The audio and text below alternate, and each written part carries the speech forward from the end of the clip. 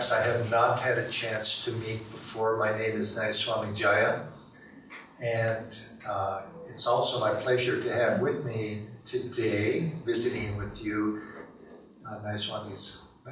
Yeah. I was going to say Deborah and Claudio, but it's actually Gitanjali and Yogindra, and Nayaswami's that have served here in the past, as have a number of us over the years.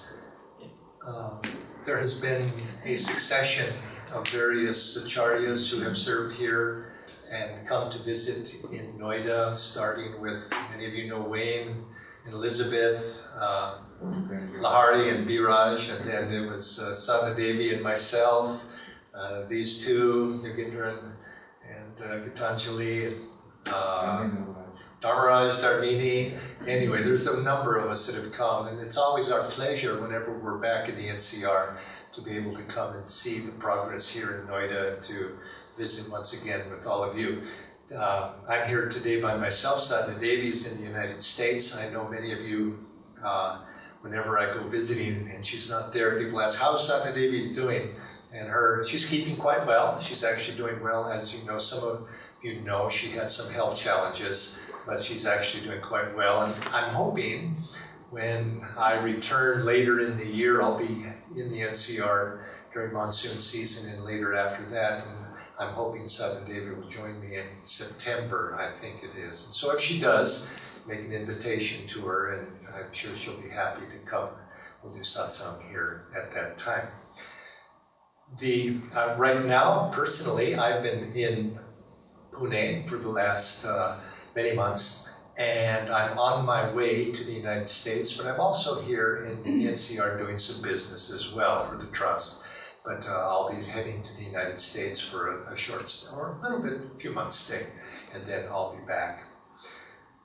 I thought this morning I wanted to share a few thoughts with you about a story or some little incident that happened in my life, just a funny little incident recently. But I'll preface it with a story that I remembered, because in thinking of this little incident, which I'll share, I thought of this other story first, which I'd like to begin with. And the story concerns a Zen master in Japan some time ago. This probably is a fictional story, but it illustrates a good point. There was a Zen master in Japan, and he had a number of students, and he liked to have his tea every afternoon, and the students would make the tea for him. And so he asked one of the students, please make the tea, prepare the tea, and bring me the cup of tea. Now this Zen master was a very austere man, and he was also quite strict. And he was making sure that his students and disciples would always follow very rigorously his instructions. And when they didn't, he could be quite a disciplinarian. So the student knew he needed to make the tea properly. So he began to make the tea. Well, he began to set out the Zen master's proper tea set. He had a very beautiful tea set, very beautiful special cup that he always enjoyed his tea, a fine porcelain cup. And he set it out, made the tea, and he began to pour the tea, and he had an accident, and he knocked the teacup off the tray, fell on the ground, and the teacup broke. Now, the student was in a panic. Oh no, now what do I do? But he was quite clever also. So what he did is he went to the master, and he said, Master, I'll bring you your tea very shortly, but I have a question. And he says, yes, my son, what can I do for you? And he says, well, you see, why do people die? Why is there death in this world? And he says, oh, you should know, in this world, all things pass. Where there is life, there is death. Everything is change. So do not grieve when your loved ones pass. And he says, oh, Master, I'm so glad you said that. You've put my doubts to rest. I want to inform you that your teacup, your favorite teacup, has just died.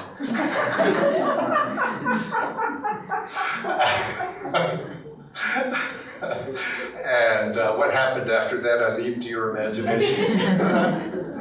The story, though, that is a preface to a little story that happened in my life just recently. I was visiting our center in Bangalore. We, as you know, Nayaswami's Haridas and Roma, I don't think they actually ever served here, but many of you know them from the past. They used to come from time to time. But they have been serving as the center leaders in our center there in Bangalore, and they've been doing a very fine job. And so from time to time, I visit. And so I went for a visit about 3 weeks ago. 3 weeks ago, I was visiting in Bangalore with them, and I showed up at the center there. They picked me up at the airport, and I went to the center. And I got there, and I was unpacking all of my things there at the center. And you know how it is when you travel. You unpack your bag, and the kurta's has wrinkles, and you need to iron it and straighten it out. And so I've traveled quite a bit in my life, and so I'm very, very handy with an iron. I can do my own pressing very nicely. And so consequently, I pulled out what happened to be my favorite blue shirt. Favorite blue shirt. And so I pulled out my favorite blue shirt, and I asked Roma, Nayaswami Roma, the hostess there, I asked her, Roma Ji, do you have an iron? An ironing board iron? I'd like to press my shirt so I don't have wrinkles. And she says, oh, Jaya, give me that shirt. I'll press it for you. The lady in the house, she wants to press the iron. She wants to press the shirt. But I'm good. I've done my shirt many, many, many times, and I'm good at it. She says, no, I'll do it. And she says, no, I'll do it. And so we went, I'll do it. And we went like this for a while, but I'm the guest. She's the hostess, so what am I going to do? I says, okay, you iron the shirt. I give her my shirt. So and I go and I unpack my bags. About 5 minutes later, Roma comes in. She says, Jaya Ji. I says, what? He says, I want to tell you, I burned a hole in your shirt. She had the shirt, big hole, right? She put the iron was too hot. They couldn't take the heat. And then big hole in the shirt. So I watched, immediately went my mind all in the fraction of a nanosecond. I saw what went through my mind. The first was a bit of a stab of, my favorite shirt. And then, I felt this little pain in my heart for this. And I had this mental image of the blue shirt going away.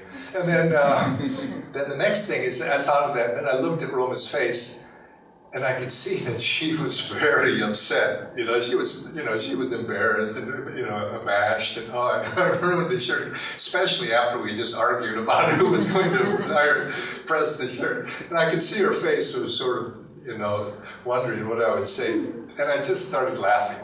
I started laughing because I could see how she felt bad. And so I started laughing, and the thought went through my mind. And the reason I laughed is because Roma and I, she is one of those ladies who probably in a last lifetime we were brother and sister or something like that. And she's one of those ladies who is just susceptible to being teased.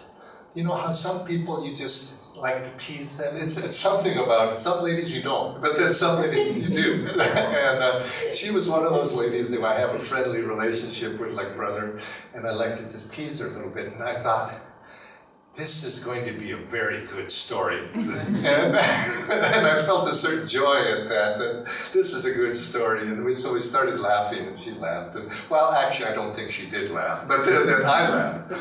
And as that happened, I thought about it afterwards. I thought, and I was looking at the process the steps that we go through. Something happens to us in life, and sometimes they're painful.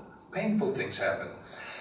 Now, I remember some years ago reading about there was a famous I don't know what she was, a doctor, psychologist, something like that. Her name is Kubler-Ross, Dr. Kubler-Ross. You may have heard her name. She wrote a very famous book about death and dying and the stages of suffering that people go through when they know that they, or perhaps a loved one, is about to die.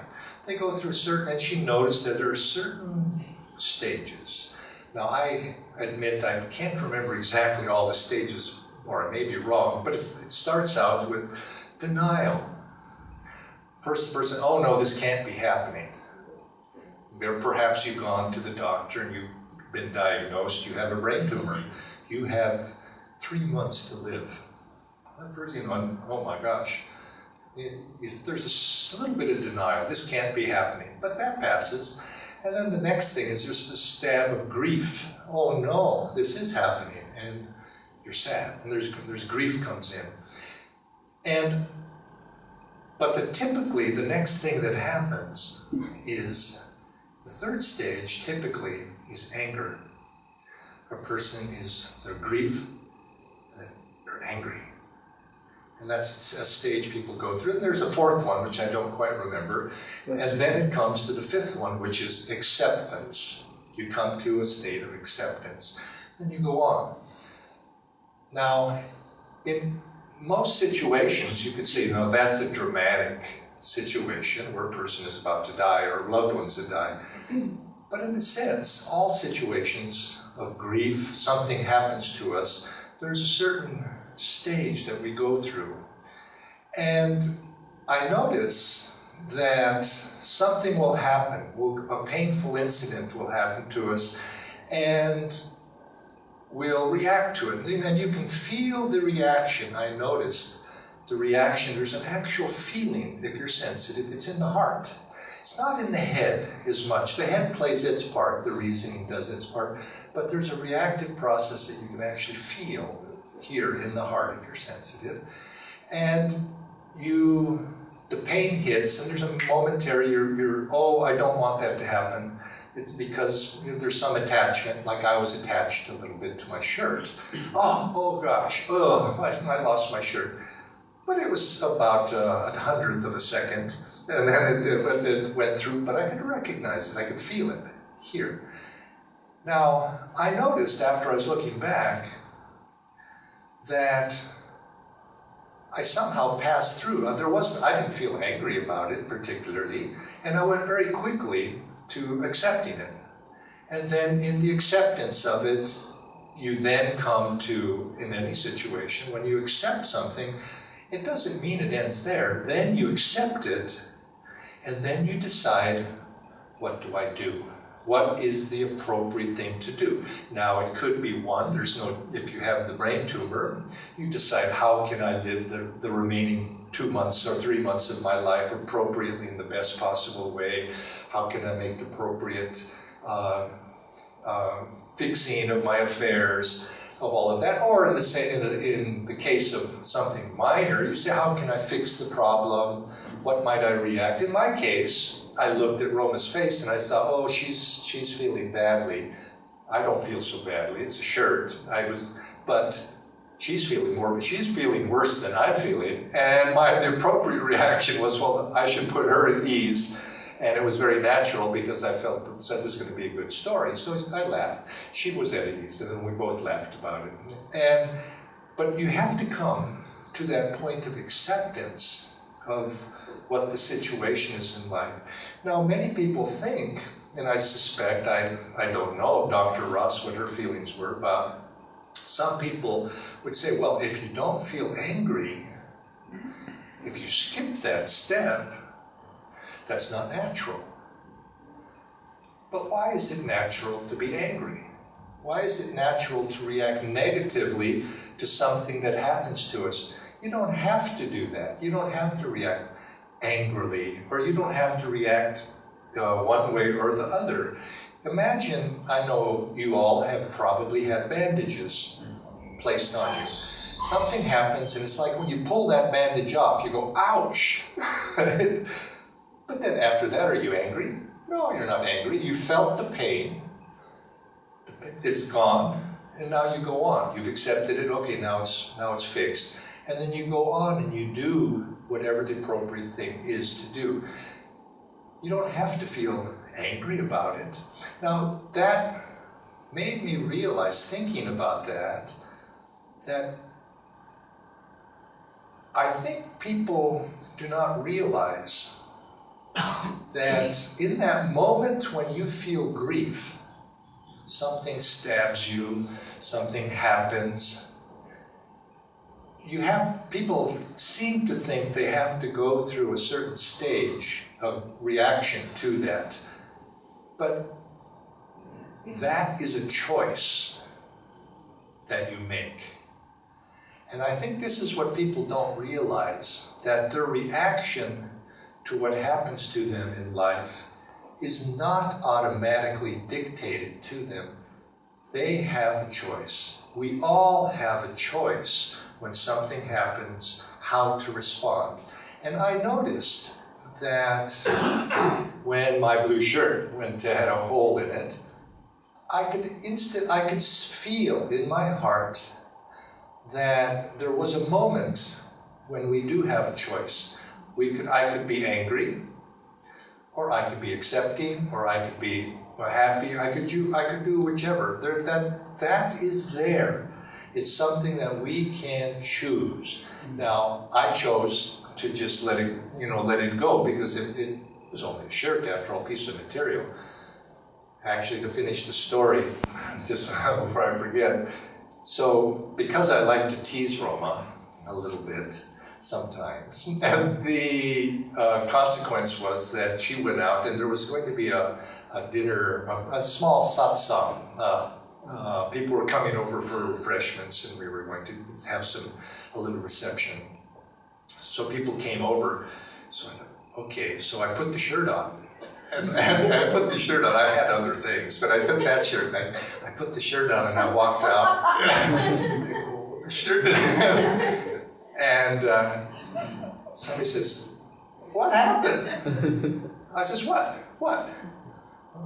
You've got a big hole in your shirt. I says, "Look at that! I got a hole in my shirt. Who ironed my shirt?" And Roma was there, said, "Jaya, put that kid out of here, put that shirt away." But she was, and people were laughing about that. But there's a point when we have a choice. And this is something to consider, because recently, some of you, perhaps many of you, perhaps all of you, saw this movie that we're premiering very soon in India, this Finding Happiness.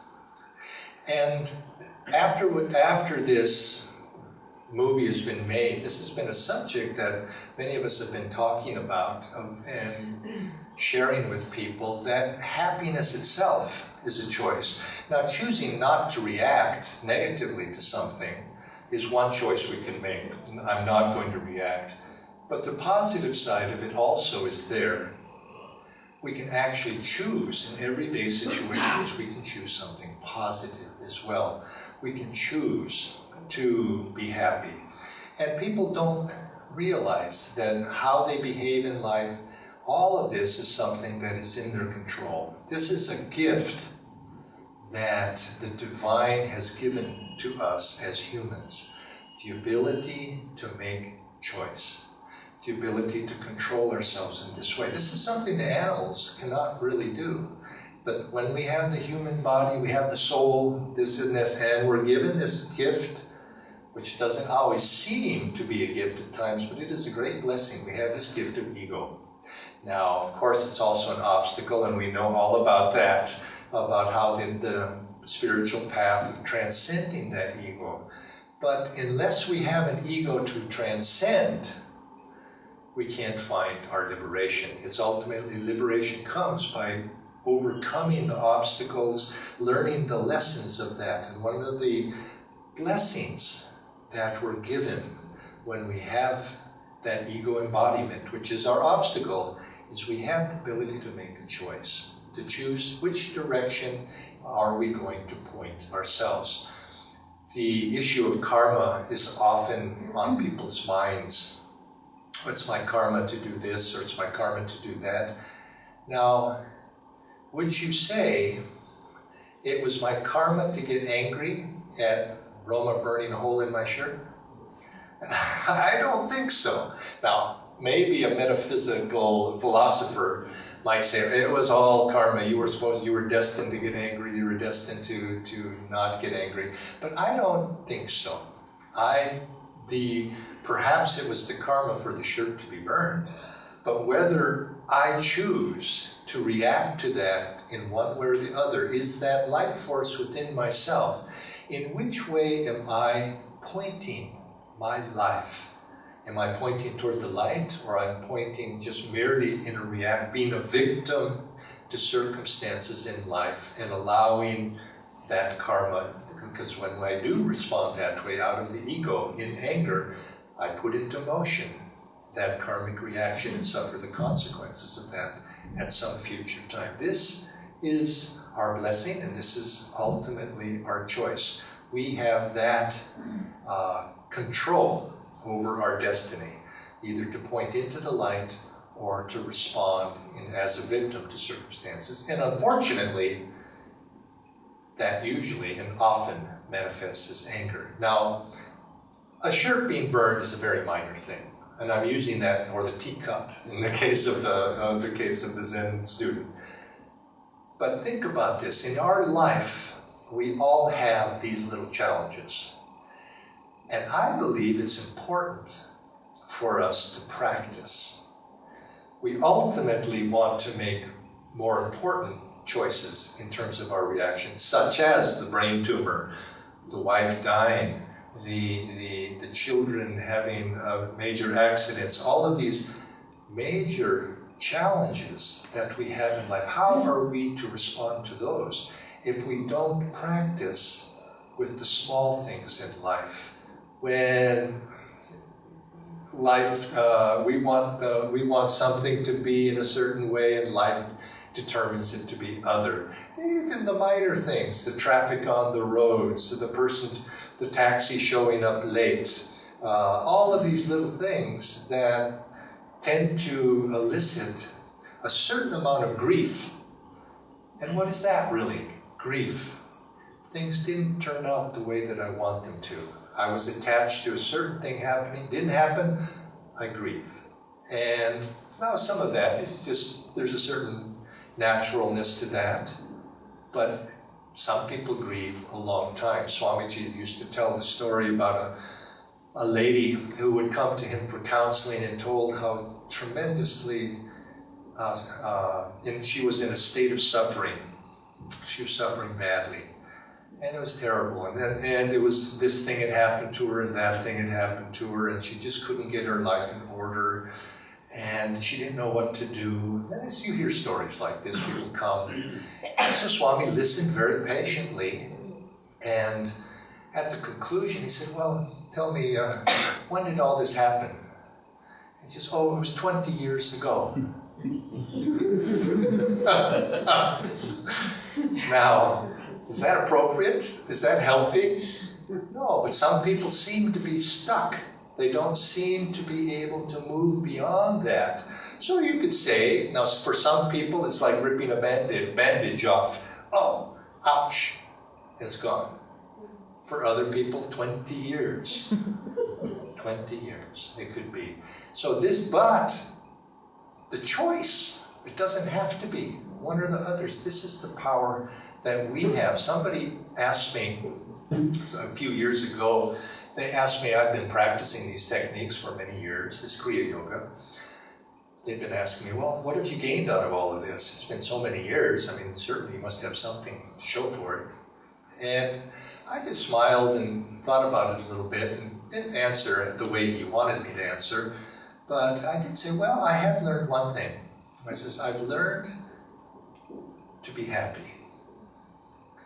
In other words, I was saying happiness is a choice. If I choose to be happy, I can be happy. If I choose not to, I won't. And I have learned that. And these days, lately, since that movie's come out over the last year, I've been thinking about this and its relationship to the techniques that we practice, to Kriya Yoga. And I've come to see that Kriya Yoga is the science of learning to be happy. It's the science of learning to choose happiness. It's the science of learning to gain the power to choose to be happy, or other things. You can choose. And how is that? Because Kriya Yoga is the science of learning to neutralize the reactive process. This is the essence of yoga. This is the essence of these teachings of Paramahansa Yogananda that we are practicing. This is what we learn, is how to neutralize that reactive process. Many people practice Kriya Yoga and they think, well, the benefits of Kriya are perhaps going into transcendental states of awareness, of infinite bliss, of those, some variation of that chapter on my experience in cosmic consciousness from the autobiography of a yogi. They think that's why they practice Kriya. Now, I'm not saying that's not a possibility, but the more immediate benefit of Kriya Yoga is to learn to be able to choose how you're going to react to circumstances, to choose to be, or to choose to be happy, to choose to be calm, to choose to be peaceful. Whatever it is, you fill it in, the blank. To be able to have that power is something that seems so simple, but it's not. It's simple, but the power to be able to do that very one simple thing seems to elude people lifetime after lifetime after lifetime. Now, what I remembered, there's another story from the life of Paramahansa Yogananda that Swami would tell. He would say that there was once a photographer who approached Master and asked Master if he wanted to take his picture. And he was ready with the camera, he's going to snap a picture. And Master said, oh, of course, but wait a moment. Okay, now, he wanted him to wait a moment because he wanted to put himself in a state of samadhi. Wait a moment. And he put himself, okay, now. And now, that too was a choice. Do we have that power? Wait a moment. Okay, now, can we put ourselves in that state of samadhi like that? No, probably no. If there's anybody that can, raise your hand. And probably no.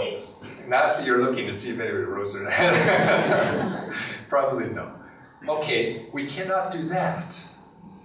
So just like learning from the small lessons of how to react with that blue shirt, so that when the big lessons come, let's learn. Okay, we can't do the big thing. We can't choose to put ourselves in samadhi.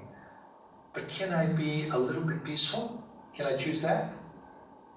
It's on the same scale, but a little bit lower. The bar is a little bit lower. So let's start with that.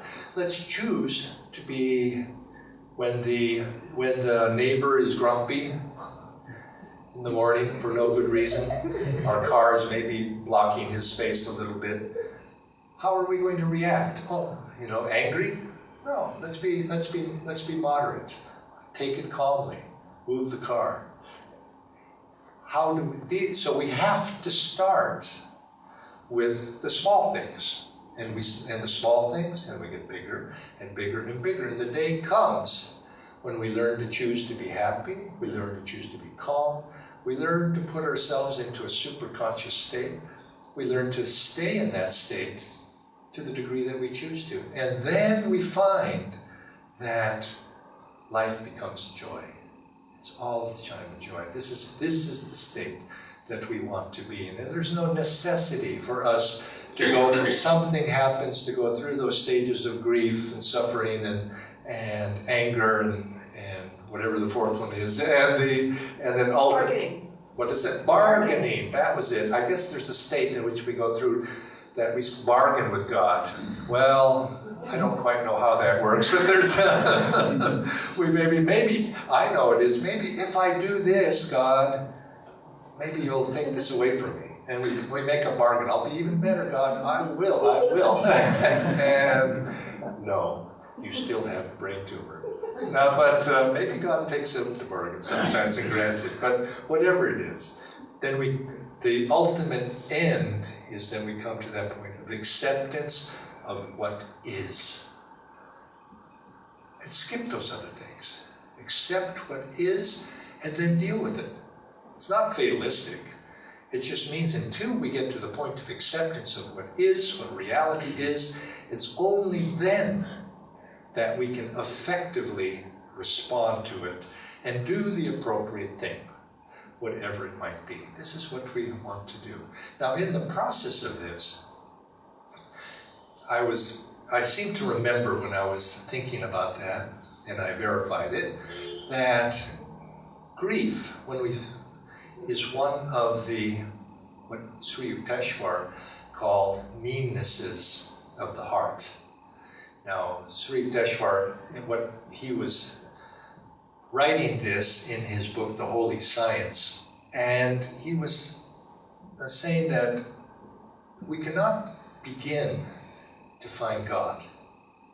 We cannot begin to even take much of a step on the spiritual path toward God until we first learn to awaken the natural love of the heart.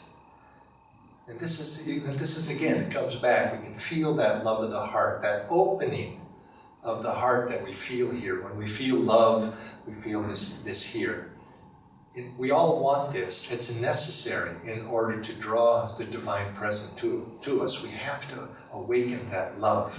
It doesn't come through the intellect or the discrimination powers and all these. These are supportive, but the heart has to open. And in order for that heart to open, for the divine to enter, Sri Yukteswar goes on to say this is a natural thing for all of us, but with those meannesses. Now, meanness has many meanings in the English language. Meanness means cruel. I'm a mean person or a not very nice person. That's commonly used. But mean also means small. It's a smallness. It means a very mean. I have very small means. I'm very small as opposed to large. So the heart becomes small when we have these smallnesses of the heart. And he lists 8 typical meannesses of the heart. And one of them is grief. That grief that comes, that makes the heart small, because it's attachment, really. Grief is something happens and we don't want it to happen. Go away, I don't want it. And it's a smallness of the heart. And then following that, of course, is the anger that comes when something is taken away from us. And why are we angry? Anger comes from, of course, frustrated desire, that desire for things to be just the way they are. But if we learn to relax those, and if you notice, you'll feel them here. Let them go. And you'll feel a tightening process. And what you're feeling is that contraction feeling here in the heart. And if we can learn to release that, relax that, enlarge that, you'll feel this sense of expansion that comes. And this expansion, this sense of openness of the heart, invites the divine presence to come into our lives. And this is what all of us want. And so this is, you could say, it's the very practical application of these techniques of Kriya that all of us are aspiring to or actually practicing here. Kriya is not a lofty science that is reserved just for, might say, the meditation room, and just when we sit and we do these techniques for 15, 20 minutes. Every action, reaction that we face in life is a test of our Kriya practice. It's a part of our sadhana to respond, to watch that movement of action, reaction.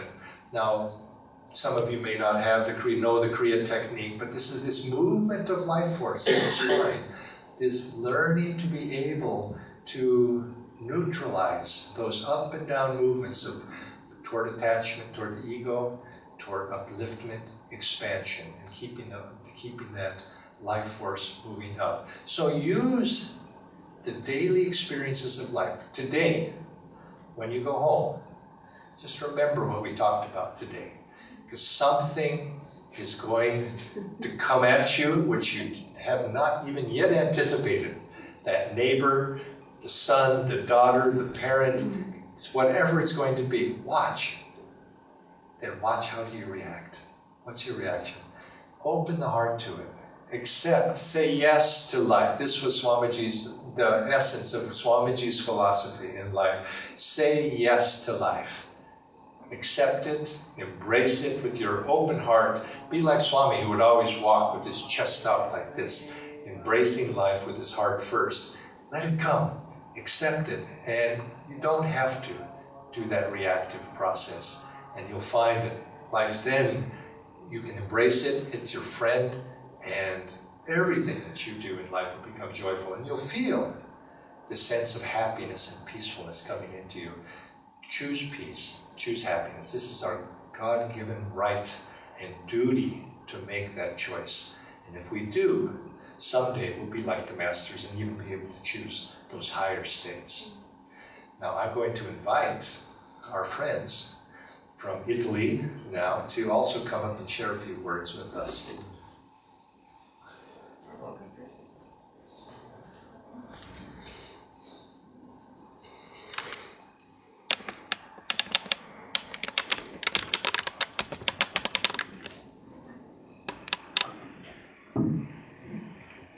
I saw many of you, some I know, some not. I think I was here 4 years ago, just at this temple. Me and my wife, we came to India. Some of you may know already that we were here to serve another Sangha for a few years, from 2005 to 2010. And I remember the last time we had here exactly 4 years ago, February 2010. And the last time we saw this temple. So it's a great joy to be with you again, here in Noida. And I feel that we have to do this trip. It's our vacation now. We're not here in Seoul and dressed a little bit casually today. Sorry for that. I didn't expect to do the satsang today, but it's a great joy to share with you a few words, and especially to meditate with you. And every time we meditate together, we reinforce that friendship in God.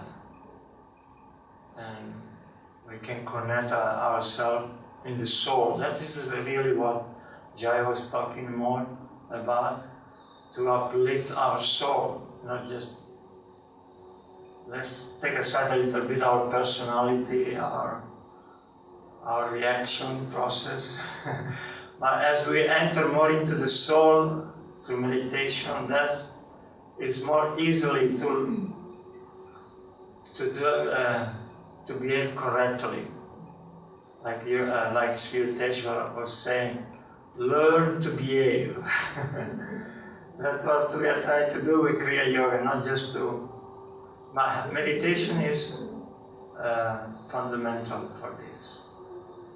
Kriya Yoga is necessary if you want to learn to behave. You cannot really wash aside your bad habits. Basically what we have is just we have to retrain ourselves and from bad habit to good, new, and positive habit. And that is what we need the power from Kriya Yoga. We need the power from the Master, for our attunement with the Master. And we have a beautiful Sangha, and it's a brother spiritual family. We are coming from Italy.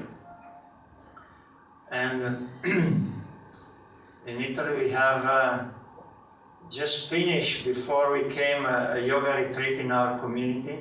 At this moment we are closed. Our community, we have a winter closure. It's very cold there. Yeah, there's snow when we came in. We flew at the end of January, and it was a little bit of snow. So we take time of vacation, but also some people take seclusion at this time. We are very busy during year long, and it's time when there is cold weather, which is go more within. So we take seclusion. We decide this year, after 4 years, let's go to India. And India for us is our second home. I'm Italian, but I'm very much feeling that I'm coming from India. I feel very at home here.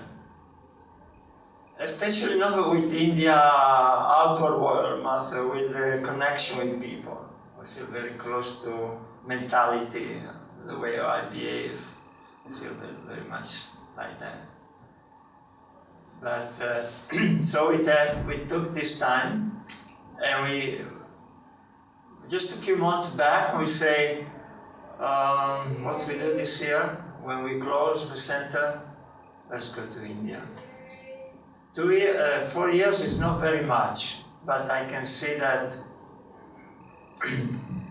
has been changed a lot. The world here in India since we were here 4 years ago, there was more a centralized work in Gurgaon, and from there we begin to spread out. Now there's so many different reality, maybe a little smaller, but they are growing in different places. Instead of having one center from where you spread out, there is a different center everywhere. Like Master was saying, God is centered everywhere, circumference nowhere. Things like that is happening in India. And here in Noida, I have only a friendship with Mr. Gupta and some of you, some other I don't know. But we always felt that here there is a work the Master wants to do through each of you, each of us.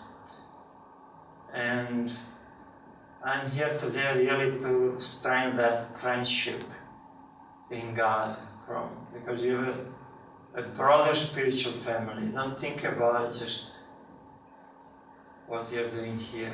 It's really a big spiritual family. We are connected with that.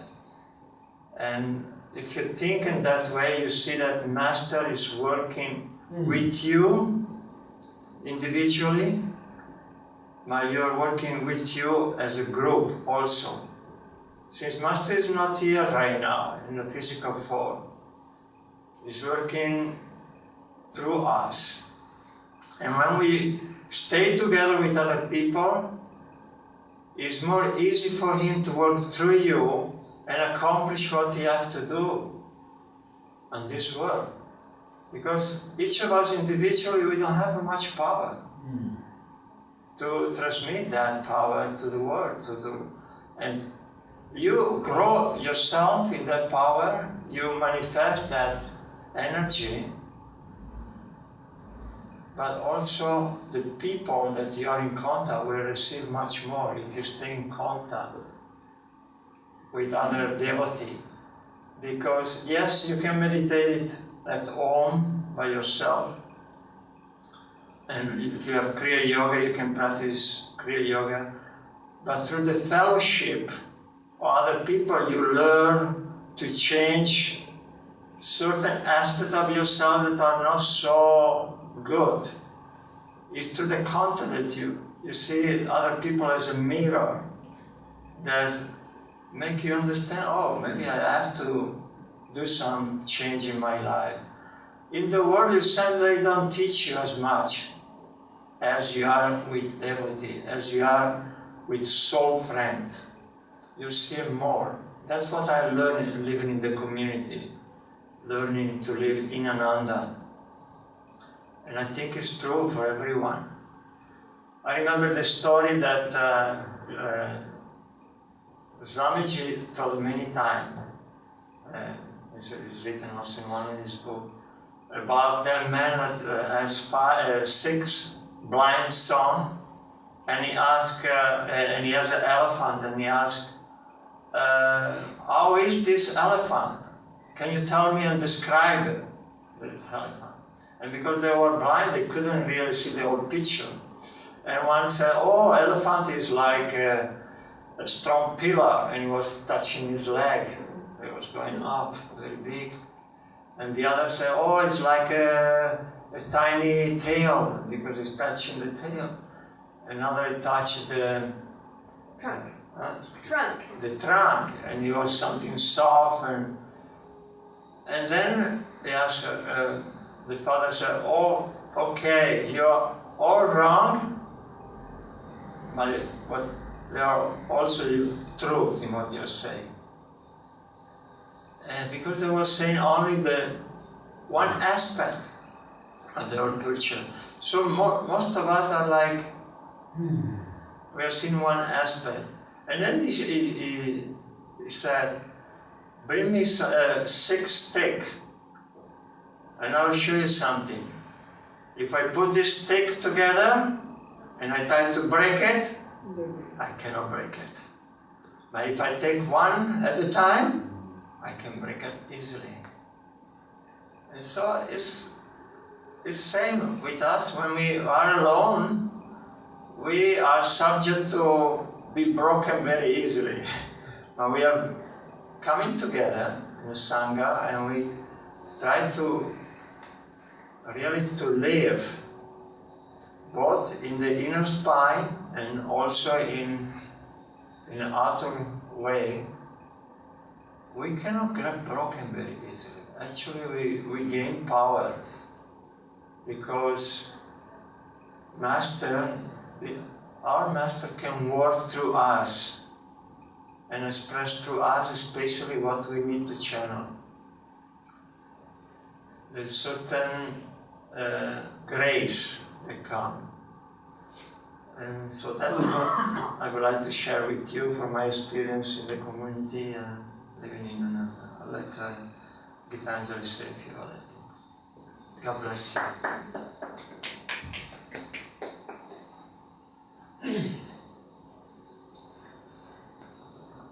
I'm also extremely happy to be here with all of you. Thank you, Mr. Gupta, for inviting us. It's always a great, great joy. When we lived in India, we had an opportunity to travel a bit and to meet devotees in many different places, and I always felt this sense of what Yogindra was saying, that we're just a family. We're just a family of souls. Listening to Jaya's little story brought to mind a little experience that I just recently had when we arrived here in India that I think would be useful. Traveling from Italy to India is a fairly long trip, and we basically were traveling for over 24 hours because the day before we went to Rome and we stayed in Rome in a hotel and then caught an early flight out.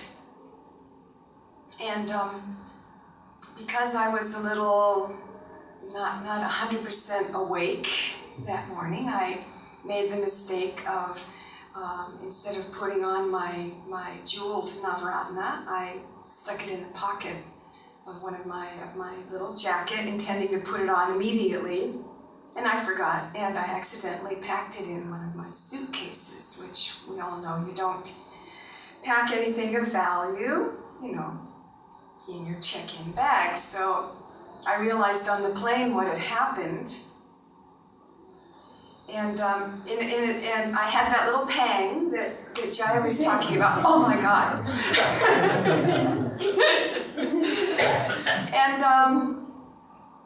And then by the grace of God and with Yogindra's help, because he's very calm and much more impersonal and centered than I am very often, I realized, okay, this has happened. I can do nothing about it. If I don't get it back, if I don't find it, then maybe I'm not supposed to have it anymore. So I did my best to put it in Master's hands. Every now and then, I'd think about it. Oh, boy, I really hope I find it. Okay, Master, it's not mine anyway, it's yours. So we got to we flew into Chennai, and we got to the place where you wait for your bags, and it took a bit longer than I had expected for our bags to come out. The good news is that they all came. We had 3 of them checked through.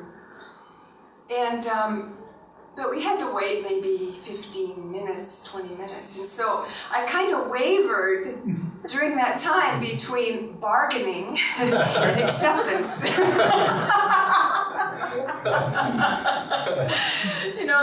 I felt this little anxiety in my heart. And then I'd say, okay, again, I'd remember, okay, Master, this is all yours. If the suitcases don't come, I don't have the navratna anymore, I don't have my clothes, it's okay. But gosh, it'll be really, no, but it's all right. So I just kind of back and forth. Also, if you've traveled, you know that when you arrive somewhere, when you've been flying, it's kind of like your subtle bodies haven't quite caught up with you. So I was feeling disoriented, I was feeling a little dizzy. We hadn't eaten very much that day, hadn't slept much. So I was just I wasn't in my spine. It was just like this. Even though we're familiar with India, we've been here before, it's so different from experience like what we experience in Italy. I was just kind of like this inside. The bags came, which was a relief, I have to admit. I was quite relieved. And Dharmaraj picked us up, took us to his house. They gave us this beautiful little simple room. Finally, we were there. Everything outside was okay, but I was still just almost shivering inside. It's just couldn't really relax. And so, before going to bed, we meditated for a while and I practiced Kriya. And it was amazing. I mean, I've had many different experiences with Kriya Yoga, but never one precisely like this. It's like every Kriya, I just felt more and more at home. And I realized something that I had known before, we all know it on a certain level, that our real home is inside. And, but in this moment of practicing Kriya Yoga, it just became more real to me than ever before in my life. My home is here, in my spine. This is where I live. This is where Master lives. This is where God lives. And it's like a portable home. It's like I carry my home everywhere. One of Swamiji's songs, Home is a Green Hill. It's a beautiful song. And one of the lines is, but when I'm silent, free from all care, I discover my homes everywhere. And I had a very real, tangible, noticeable experience of that reality. And that was a great blessing for me. It was, it's like as we go along on the spiritual path, it's like our understanding just gets a little deeper and a little deeper and a little deeper by the grace of having these kinds of experiences which come to us to help us to learn these lessons and to deepen our attunement and to deepen our faith. That was the little thing that was running around in my mind during this whole experience. Well, if I really trusted Master, if I really trusted God, I wouldn't worry about it. But the habit, as Yogindra was saying, we have these habits. And for me, I came into this life with a very strong habit of worry. And if my energy is down, and I'm not really consciously staying centered, I can easily fall into this habit. And that's what happened. But I had that experience of just being able to pull it all back to center with Kriya. And then just now, as we were meditating, and I practiced Kriya again, I felt this deep joy, and I knew that that joy was coming because we were meditating together, and that Kriya Yoga and Master and Swamiji, they're like a magic thread, a magic golden thread that are woven into all of our lives. And so wherever we go, when we meet devotees, it's like we're following that golden thread, and we're contacting each other. As Yogindra said, we're contacting each other on a soul level. And what brings us together, what binds us together in bonds of love and bonds of friendship is this magic thread of meditation, Kriya Yoga, the grace of Master, the grace of our Swamiji.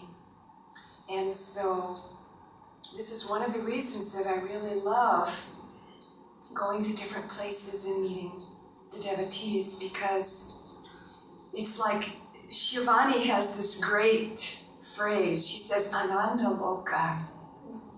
Wherever we go, when we're with devotees, we're in Ananda Loka. And it doesn't matter what we like to eat, it doesn't matter what language we speak, it doesn't matter how we dress, none of this matters. What matters is that we have this grace, this blessing, and this vibration of Kriya Yoga, Paramahansa Yogananda, and Swami Kriyananda. And this is the greatest blessing, the greatest grace that we could ever want. And I'm deeply touched and honored and very, very happy to be able to share with you in fellowship, in their love and in their vibration.